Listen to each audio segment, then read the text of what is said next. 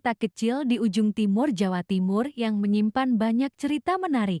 Berikut salah satu kisah yang mungkin belum banyak diketahui.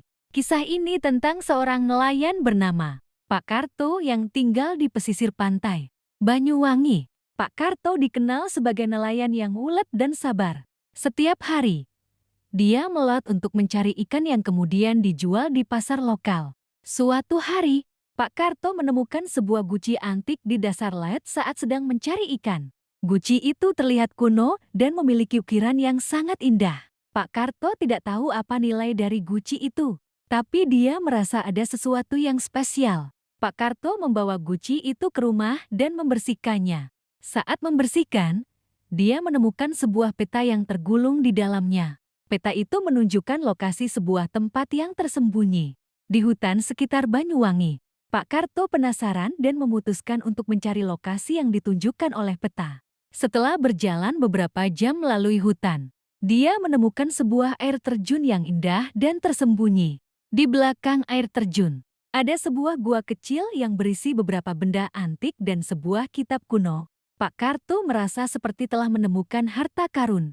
Dia membawa benda-benda antik itu ke museum lokal dan meminta bantuan ahli untuk mengetahui nilai dan sejarahnya.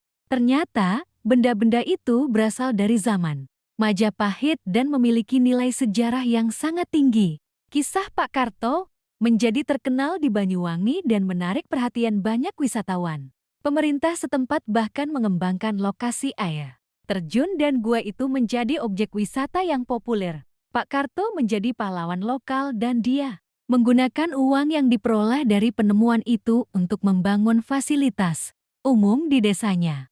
Kisah ini menunjukkan bahwa Banyuwangi tidak hanya terkenal dengan keindahan alamnya, tapi juga memiliki sejarah dan budaya yang kaya. Siapa tahu, mungkin ada banyak lagi rahasia yang tersembunyi di kota kecil ini, menunggu untuk ditemukan. Pak Karto menjadi terkenal di Banyuwangi dan sekitarnya.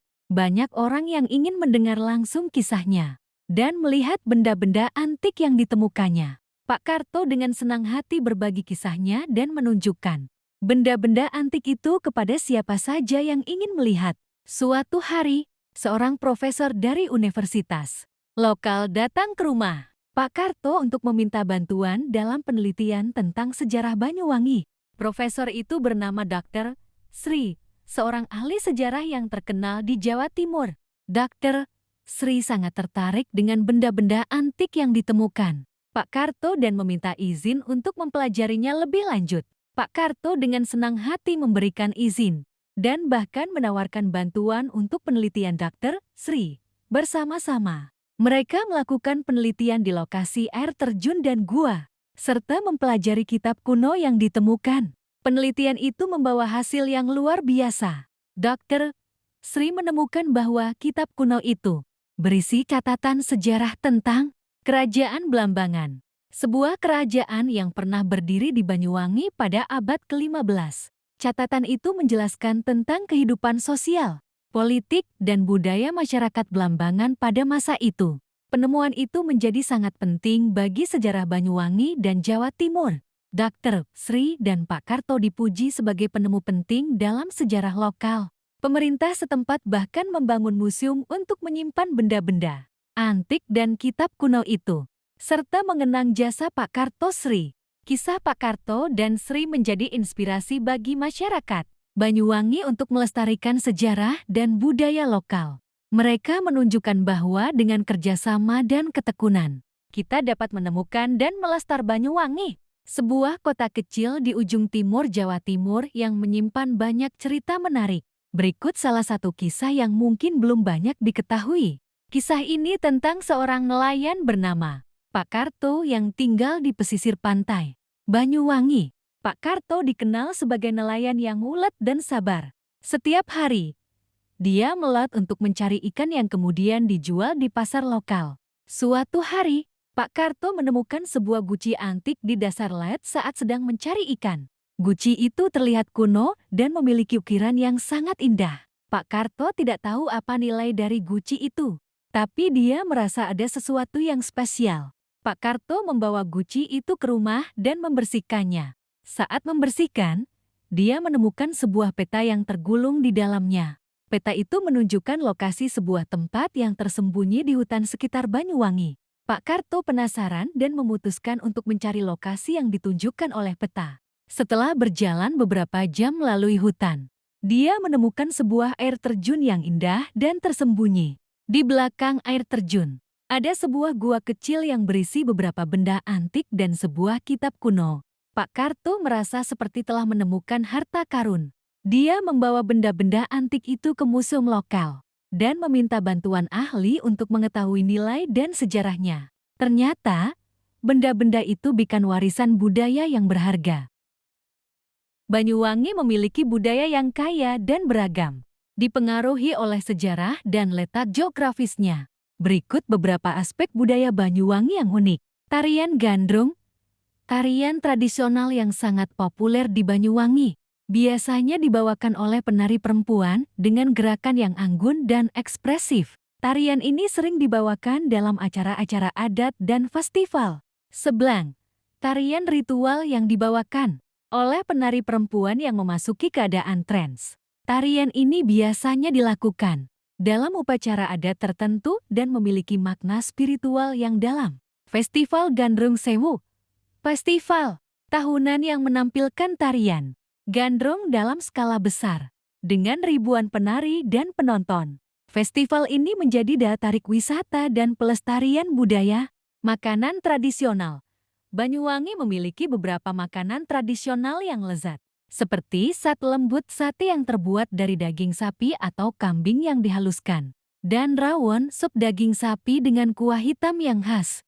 Bahasa Using, bahasa lokal yang digunakan oleh masyarakat Banyuwangi, memiliki ciri khas tersendiri dan masih digunakan dalam kehidupan sehari-hari. Upacara adat. Banyuwangi memiliki berbagai upacara adat yang masih dilakukan hingga saat ini, seperti upacara pernikahan adat, hitanan, dan upacara panen. Kesenian tradisional. Selain tarian, Banyuwangi juga memiliki kesenian tradisional lainnya, seperti musik dan teater rakyat yang sering dibawakan dalam acara-acara adat dan festival. Wisata budaya.